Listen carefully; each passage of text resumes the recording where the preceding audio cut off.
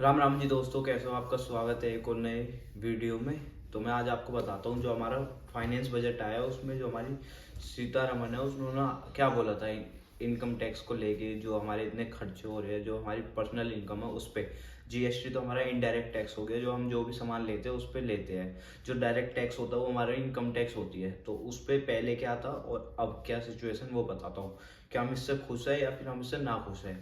तो जो पहले था वो पहले लगता था आपका कि आप महीने के 60,000 रुपये कमा सकते हो तो आप पे कोई टैक्स नहीं लगेगा। इसका मतलब है आप साल के 7 से 8 7.5 लाख रुपए के बीच में कमा सकते हो, तो उसके ऊपर कोई टैक्स नहीं। अगर आप 7.5 लाख रुपए से ऊपर कमाते हो तो उसके ऊपर आपको टैक्स देना पड़ेगा अपने स्लैब के अकॉर्डिंग। उसके अलावा जो अब सीतारमन ने जी ने बोला था, ये बोला है कि अब आपको 12 लाख रुपए के ऊपर कोई भी टैक्स नहीं देना पड़ेगा। मतलब आप महीने के अगर 1 लाख रुपए कमाते हो तो आपको कोई टैक्स नहीं देना है।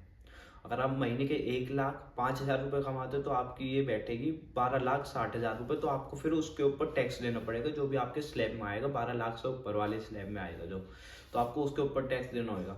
तो जो मिडिल क्लास है उसे थोड़ी सी राहत मिल गई है, थोड़ी सी मिली है, क्योंकि जहाँ पहले 60,000 कमाता था अब वो 1 लाख के मतलब 40,000 के अंदर आ चुका है कि उसे कोई टैक्स नहीं देना पड़ेगा। अगर वो 12 लाख से 10,000 रुपये भी कमाता है ऊपर तो उसे पूरे 12,10,000 रुपये पे इनकम टैक्स देना पड़ेगा।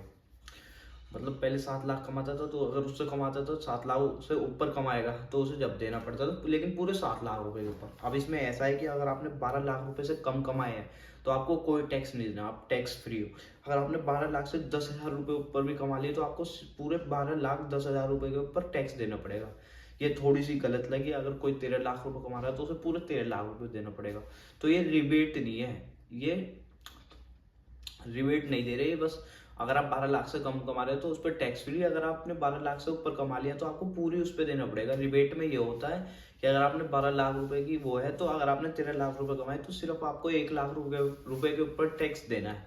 ये वो चीज़ नहीं है, आप इस चीज़ का ध्यान रखना।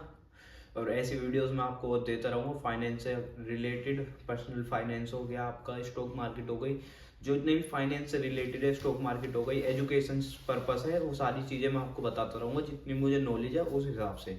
आप चैनल को जल्दी से सब्सक्राइब कर ले और कमेंट पे जरूर कोई कुछ ना कुछ कमेंट छोड़ के जाए। आपको मिलते हैं नेक्स्ट वीडियो में एक नई वीडियो के साथ। बाय।